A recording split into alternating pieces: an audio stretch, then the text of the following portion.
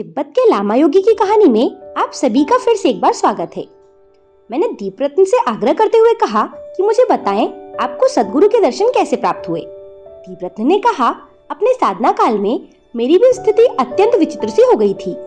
मैं बता नहीं सकता उस स्थिति को, मेरे पास उसके लिए शब्द ही नहीं है। शक्ति के जागरण से मेरा सारा शरीर एक उत्ताप से भर गया था। हर समय भाव विहल सा रहने लगा था। मैं कभी कभी मेरुदंड में तप्त सलाका के स्पर्श जैसा अनुभव होता था और उस समय मेरा मन प्राण आकुल हो उठता था और भर उठती थी किसी अज्ञात विरह वेदना से मेरी आत्मा। ऐसे ही करुण अवस्था में एक दिन रात्रि के समय मेरे सामने एक दिव्य पुरुष का अचानक अवतरण हुआ। उनका कद लंबा था और शरीर का रंग बादामी था। उनके बादामी रंग के शरीर से अद्भुत प्रकाश रश्मियां फूट रही थी। तेजोमय मुख के चारों ओर वलयाकार था प्रभामंडल। उन्मिलित नेत्र, मुख पर गंभीरता किंतु होठों पर मुस्कुराहट थी। मंद मंद मुस्कुराते हुए मेरी ओर निहार रहे थे वे महापुरुष।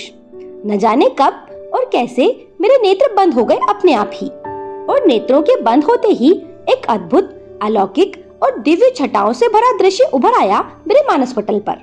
मैंने देखा चारों ओर इंद्रधनुषी प्रकाश फैला हुआ था। एक काफी लंबा चौड़ा सरोवर था जिसका जल पारदर्शक था।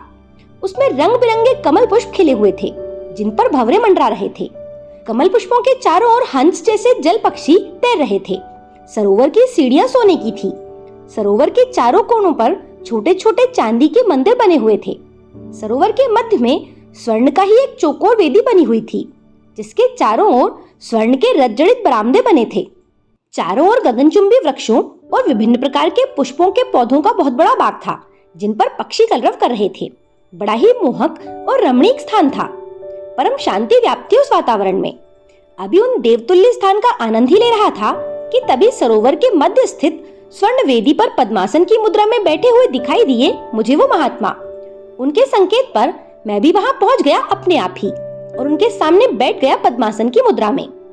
मेरी ओर देखते हुए महापुरुष कहने लगे, जो कुछ ब्रह्मांड में है वो सब पिंड में भी विद्यमान है। ब्रह्मांड में ये स्थान गुरुधाम है। इसके उत्तर में गोलोक अथवा गोधाम है और उसके समीप ही व्रजभूमि है जहाँ भगवान श्री कृष्ण अपनी प्रिय राधा के संग विराजमान है। व्रजभूमि के ऊपर दिव्य भूमि है जिसे दिव्य लोक कहते हैं और उस दिव्य लोक के एक ओर ब्रह्म मंडल है और दूसरी ओर है सप्तऋषि मंडल। जहाँ तुम उपस्थित हो ये गुरुधाम का गुरुपद है। इस परम दिव्य स्थान पर योग्य साधकों की शक्तिपात दीक्षा और स्पर्श दीक्षा संपन्न होती है। तुम्हें शक्तिपात दीक्षा की आवश्यकता नहीं, क्योंकि ये दीक्षा कुंडलिनी शक्ति को जागृत करने के लिए प्रदान की जाती है। तुम्हें स्पर्श दीक्षा की आवश्यकता है। इतना कहकर महापुरुष ने अपनी तर्जनी उंगली से मेरे भूमध्य स्थान को स्पर्श किया और उसी क्षण मेरे बंद नेत्र खुल गए। सिर घुमाकर मैंने चारों ओर देखा। वे देवतुल्य महापुरुष मुझे कहीं नहीं दिखे। ज्ञात हुआ कि वे दिव्य महापुरुष और कोई नहीं, स्वयं सद्गुरु थे और गुरुधाम से उनका आगमन हुआ था और अपनी आध्यात्मिक शक्ति से मुझे गुरुधाम से ले जाकर गुरुपद पर स्पर्श दीक्षा प्रदान की थी उन्होंने। थोड़ा ठहरकर दीपरत्न ने आगे कहा, अब मेरे चरम चक्षु के समक्ष भूत, भविष्य और वर्तमान इन तीनों काल के अतिरिक्त इच्छानुसार सूक्ष्म जगत भी प्रकट होने लगा था। मैं सुदूर भविष्य में भी देख सकता था और सुदूर अतीत में भी।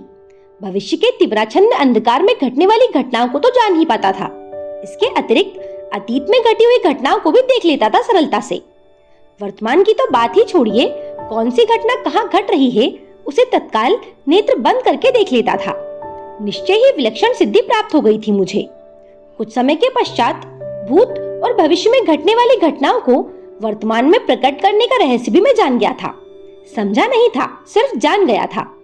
दीपरत्न बोले, जिस वर्ष, जिस मास, जिस तिथि और जिस समय अनहोनी के रूप में जो अविश्वसनीय चमत्कार बिना किसी पूर्व नियोजन के विलक्षण घटनाएं संसार में घटती हैं, उसी प्रकार उसी वर्ष, उसी मास, उसी तिथि को उसी समय भूतकाल में भी बराबर वे घटनाएं घटती रहती हैं, उसी प्रकार जिस प्रकार वो पहले घटित हुई थी। मेरे तीसरे नेत्र के माध्यम से आपने उस प्राचीन महाशमशान में जो अविश्वसनीय, विलक्षण और अद्भुत दृश्य देखा है, उससे संबंधित सारी घटनाएं आज से 500 वर्ष पूर्व आश्विन अमावस्या की काल रात्रि में घटी थी। कहने की आवश्यकता नहीं, प्रेतलोक जैसे उस शांत नीरव महाशमशान भूमि पर जहां अब तक न जाने कितनी चिताएं जलकर राख में परिवर्तित हो चुकी हैं।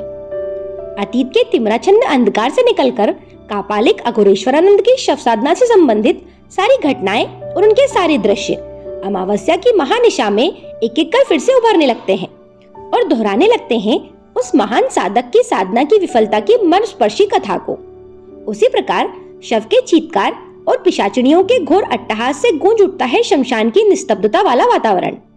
चितड़े चितड़े हो उठती है उसकी नीरवता। थोड़ा उदास होते हुए दीपरत्न बोले, ये सब कुछ होता है उसी शमशान में, लेकिन चर्म चक्षु से परे होता है।